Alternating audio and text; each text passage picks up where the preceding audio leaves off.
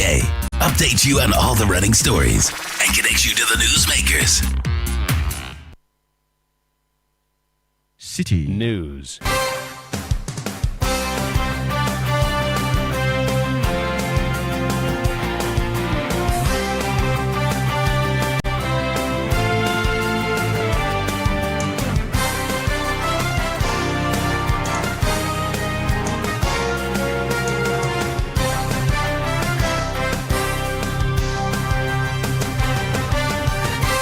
It's midday. Hello, good afternoon. Welcome to the Citi Prime News on 97.3 Citi FM, live from our studio number 11. Dr. Martin Loop in Adabaka here in Accra. My name is Caleb Kuda. Coming up, University of Ghana maintains cutoff points despite decline in 2025 WASI performance. The results from WAEC. So we have obtained the results from WAEC, and our team is currently working through the data to sift through, clean up the data, and then we'll use the data to determine the number of people who qualify for each of the programs. It's at that point that we'll be able to tell whether there's the need to change the cutoff or not. Also coming up, civil society report shows poor anti-corruption marks for Mahama's first few months in administration.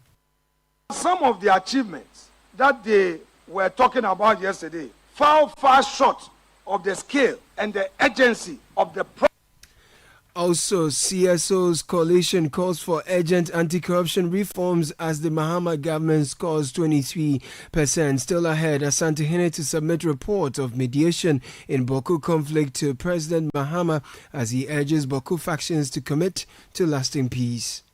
His Majesty announced that he would submit his report with proposals to His Excellency President John Dramani Mahama in the next few days. And later, Kwabena Japan campaign team unperturbed about decision of its campaign coordinator to ditch the team and endorse Dr. Baumia's campaign. We're live on affiliates across the country. In the Western region, we are live on Beach 105.5 FM, Sky Power 93.5 FM, both in Takrade Bono region. We are live on J Life 95.5 FM in Sunyani. In the Ashanti region, this is Focus 94.3 FM Kumasi, Orange 107.9 also in Kumasi. In the Volta region, you're listening to us on Revival 99.3 FM in Tajabu.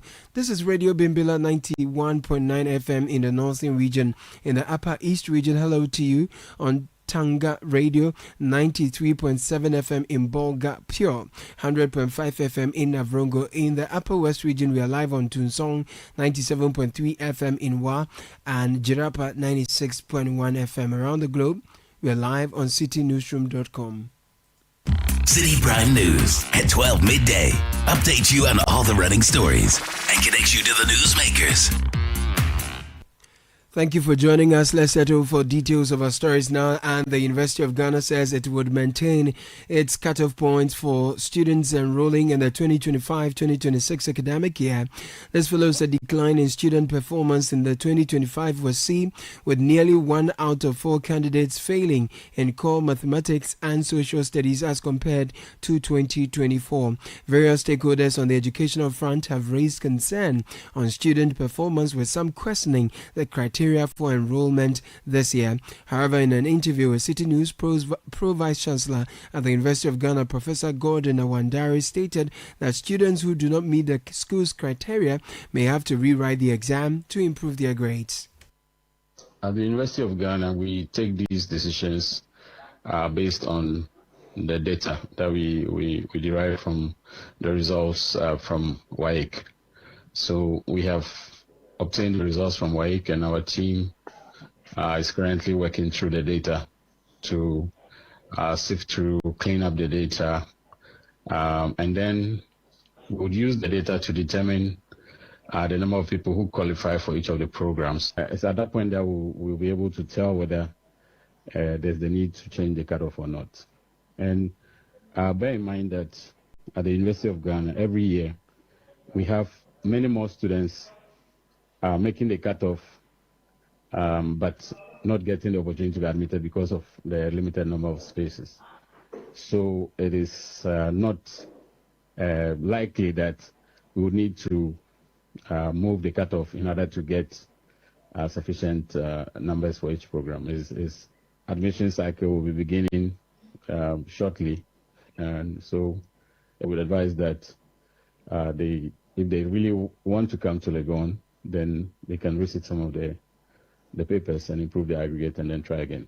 Professor Gordon Awandare is Pro-Vice Chancellor at the University of Ghana. Meanwhile, education think tank EduWatch is calling on the Ghana Education Service to take decisive steps in fortifying the nation's learning framework. This follows significant dip in overall results and a spike in examination irregularities. This year's WASSCE recorded a marked decline with a pass rate of just 48.73% and more than half of the candidates failing to secure the grades required for tertiary education. Speaking on Channel 1 TV's The Point of View, Executive Director for EduWatch, Kofi Asare, argued that such measures will not only boost student outcomes but also restore public confidence in the education sector. I believe that what the GS should be doing it will be to review the Chief Examiner's report and then strengthen the conduct of their interventions. The interventions are necessary because we are still in double track. We don't have the number of days we would have wished to spend in school. And so it's always possible, it's always important for you to make sure that while we are operating within this constricted timetable, contact hours are enhanced, expanded, okay? So the motivation required to get that done must be provided by the GES to teachers. And then directed towards the areas that are seen here to be the areas where there are deficits, not only in maths and social studies, but in all the subject areas, okay, so that the teachers are able to identify the areas, the loose points, and then strengthen their teaching and, for that matter, learning in those areas. For me, that's very, very important. I also want to encourage the GES and WAEC to continue to work together to enhance the quality of supervision. I'm happy that WAEC admits that we are gradually improving the credibility of WASSCE. Kofi Asare further criticized the continued politicization of the 2025 results, warning that such actions distract from the real issues affecting education outcomes.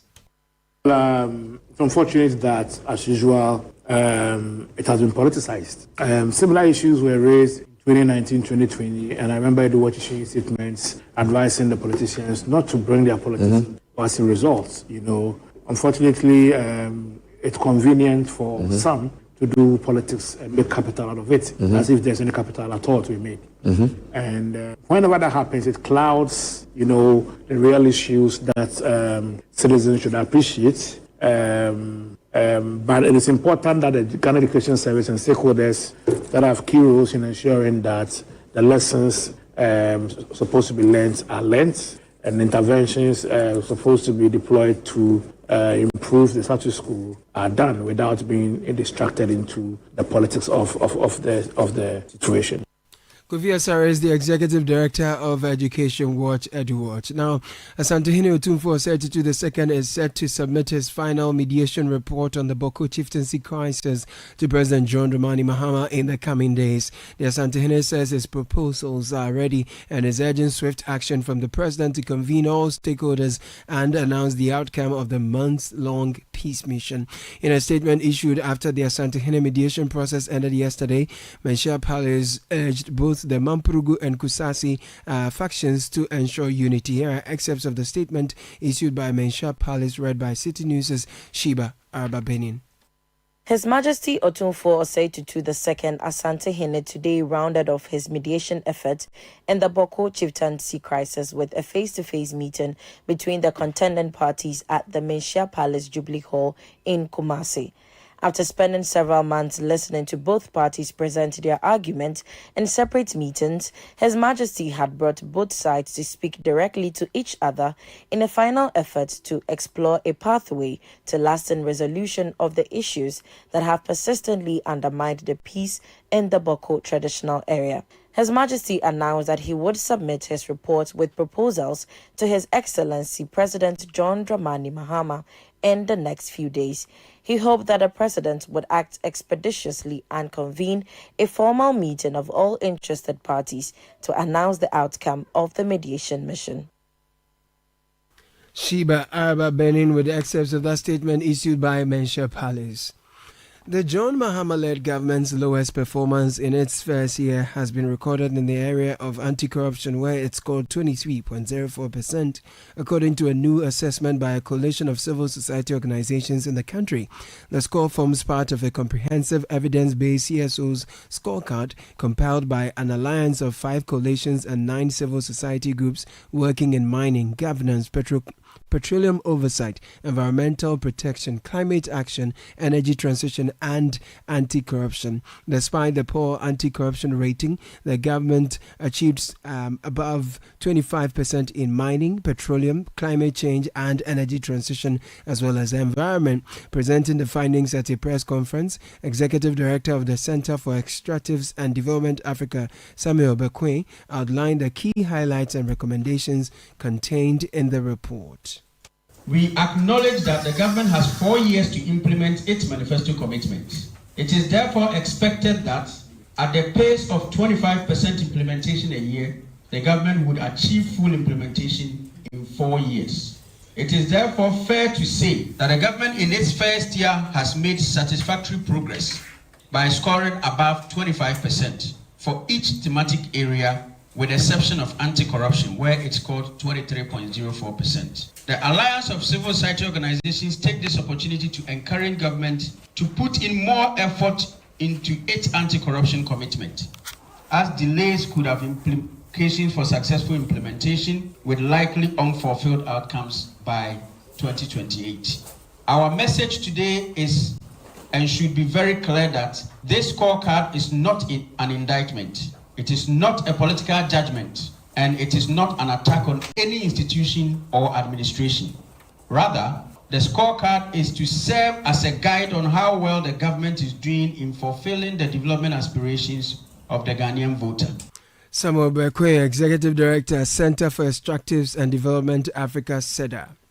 Former Member of Parliament for Anyaso Wutum, Dr. Dixon Adumakun-Kisi, is accusing the presidency of orchestrating the 10 petitions seeking the removal of Special Prosecutor Kisi Jabing and the leadership of the Electoral Commission. Speaking on the Breakfast Daily on Channel 1 TV, Dixon Adumakun-Kisi described the process as clockwork and accused the Government Communications Minister Felix Kwasi of misleading the public about the source of the petitions.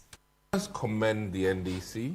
They are doing as they promised during the campaign period, that when they come, they'll remove the EC. I must commend them. In fact, they've done the CJ. For keeping to their word. Yeah. and you know, listen, they are playing by what they promised. And I must commend them. Truth be told, there may be petitions, but do they merit the removal? That's a key question. And that threshold lies in the bosom of the cabinet. And as it stands now, if it didn't meet the threshold for cabinet, they wouldn't have forwarded it to the CJ. Because cabinet doesn't review this. Oh, please! I think okay. You've spoken. So, it's a perception I have. Protect him. For instance, if I had petitioned that Jean Mensah dresses too nicely, I don't think you'll end up at the CJ's office. Dr. Dixon Adumakun-Kisi is a former Member of Parliament for Anyaso Wutum. Meanwhile, Member of Parliament for Lambusie, Professor Titus Bayo, has dismissed claims that President Mahama is behind the petitions. He says the president holds no personal grudges against the officials and insists the law should take its course. So I would say that we should just exercise some restraint and stop impugning such motives and spreading wild rumors, and allow the law to take its course. These people are not guilty yet. They have not even been established a prima facie case against any of these people, and they are all fine people in their personal right. But if in the discharge of their duties they have faulted, then the law must take its course. If they haven't, they'll have the opportunity to if a prima facie case is established, they'll be invited and they'll have an opportunity. And that's when we will know what allegations have people leveled against them. And I'm pretty sure His Excellency has no personal vendetta against any of these people and will not get himself directly involved. Member of Parliament for Lambusie, Professor Titus Bayo there. The campaign team of NPP flag bearer aspirant Kwabena Japan says it is unperturbed about the decision of its campaign coordinator to ditch the team and endorse another contender. Former Kede MP Ofosu Asamoah, who served as campaign coordinator for Kwabena Japan, yesterday publicly endorsed the candidacy of Dr. Mahmoud Baumia, describing him as the best person to win back power for the NPP in the 2028 elections. Spokesperson for the Kwabena Japan team, Paul Abdul Rahman Issa Douna, says the team is focused on winning the January 31 primary. What is important is that the campaign is also focused continuing what it has to do to ensure that the momentum that it is building among the delegates is sustained. And this week, the campaign is back on the road, going to Western North, and then after that, other parts of the country that we've not yet touched. So yeah, we are still on course. No, they shouldn't be worried. I know. I mean, this is an internal election. Honorable Samuel is still an NPP member. It's an internal election. Whoever wins eventually, we all have to work together to support that candidate who wins. So really, I think that it shouldn't be. It's not too much of a blow. It's a different thing if he had defected to NDC or any other party. It's an internal election. If at a point he's a senior politician in the party. So Paul Abdul Rahman Issa Douna speaks for Kwabena Japan's campaign team. You're still listening to the Citi Prime News live from a studio at number 11, Dr. Martin Loop in Adabaka here in Accra. I am Caleb Kuda. Still ahead. High Court in Accra directs parties in the case involving Patricia Esiedua, popularly known as Nana Grada, and her co-accused to file the terms of a proposed plea bargain ahead of the next sitting. Stay with us. Citi Prime News at 12 midday. Updates you on all the running stories and connects you to the newsmakers. This Christmas Eve, skip the ordinary and step into the extraordinary. Welcome to the Situation All White Party 2025, where the music never stops, the energy never drops, and the fun never ends. Celebrating grand style with great music, irresistible food, and an atmosphere that screams good vibes only. Date 24th December 2025. Venue Good Park near the Accra Mall. Time 8 p.m. till late. Dress code, it's an all-white affair. Get ready for electrifying live performances from Kofi Kinata, Perez Music, Chin Chin Band, and DJ Mingle. Wear your best all-white fit. Bring your dancing shoes and let's light up the night together. Book your tables now. Call 0205-973-973. It's Christmas Eve. Don't miss it. The Situation All White Party 2025 is powered by Channel 1 TV and 97.3 Citi FM, and it's proudly sponsored by EcoBank, Bethel Logistics, and Hallmark Cafe.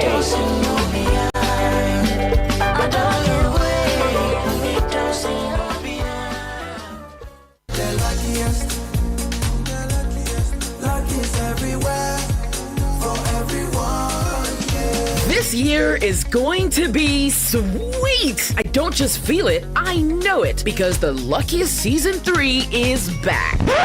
And I'm about to show you how to grab your golden ticket. Just dial *712# and follow the prompts to purchase your ticket. Or go to theluckiestafrica.com, hit community tickets, and pick your lucky number. Or let the system do its magic. Choose how much you want to spend from 1 to 5,000 Ghana cedis. You can even buy a ticket for someone else. Be someone's hero. Payment? Easy. Mobile money in Ghana or card if you're international. One ticket can turn one CD into 500 times more. That's maths we love. Or your community go win 10 times more. So let's get lucky together because luck is everywhere. Play responsibly, not for persons under 18 years. This promotion is regulated by the NLA on the Caritas platform. Citi Prime News at 12 midday. Update you on all the running stories and connects you to the newsmakers. Thank you for staying with us to some of the stories. And the High Court in Accra has directed the parties in the case involving Patricia Asiedu, popularly known as Nana Grada, and her co-accused to file the terms of a proposed plea bargain ahead of the next sitting. The court ordered that the agreement be filed at least 3 clear days before the adjourned date of December 16, 2025. During proceedings earlier today, prosecutors indicated that they were considering applying for a bench warrant for the second accused. However, defense counsel explained that they had not been served with a hearing notice. Counsel for Nana Grada informed the court that discussions with the Office of the Attorney General on a potential plea bargain were far advanced and requested a short adjournment. The prosecutor confirmed that the complainant, Emmanuel Apia-Fumum, had been involved in the ongoing discussions and was present in court. We stay with the High Court because it will next Thursday hear a fresh application from lawyers for former National Service Authority boss Osei Esibe-Ntwi, who is seeking a second variation of his bail conditions. This follows proceedings from today when the prosecution informed the court that it had not yet been served with the new application. Osei Esibe-Ntwi was first granted bail of 800 million cedis with strict conditions including multiple sureties and travel limits. A first variation letter reduced the amount to 623 million Ghana cedis. However, his lawyers are now asking for a further review. Principal State Attorney Dufie Prempeh told the court that the state had missed the deadline to file disclosures because of setbacks involving witnesses and asked for more time. Defense lawyer Kwesi Kubuaji said they had been expecting the prosecution's docket but had not received it, leaving no chance but to accept an adjournment. The court granted the state time to complete and serve its disclosure, adjourning the main case to January 19, 2026.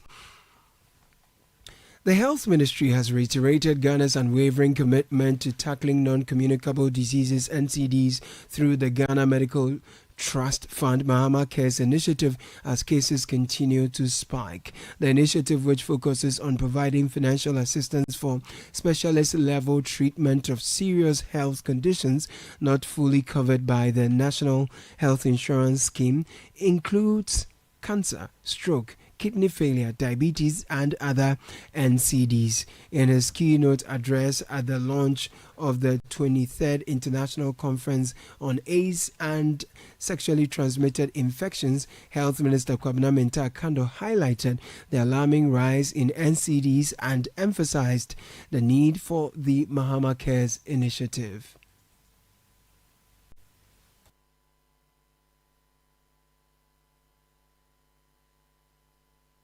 We started National Health Insurance a long time ago, from its pilot stage to its mutual stage to the national nature we have at the moment, to capping, to uncapping.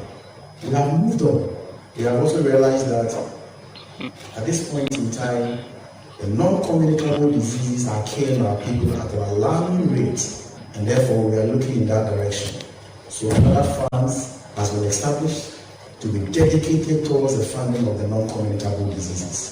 4 out of every 10 deaths we have in this country are attributable to the non-communicable diseases. So today, we have a fund we call Ghana Medical Trust Fund, popularly known as Mahama Cares. Indeed, our president cares. And the Mahama Cares is in full operation at the moment as I speak to you. We have legal, legislative backings. The board has been regulated and the fund is in full operation at the moment, disbursing funds for patient care. Kwabena Mintah Kando is Minister of Health. Now, Ghana's ambassador to the United States, Victor Emmanuel Smith, is urging Ghanaians living abroad to return home with their skills and collaborate with investors to drive Ghana's economic transformation. During visits to several Ghanaian churches in Worcester, Massachusetts, other places, the ambassador noted that the country's slow pace of development remains a major reason many citizens choose to stay overseas. Ambassador Smith said his mission in the U.S. focuses on attracting investment and building strong partnerships with the diaspora.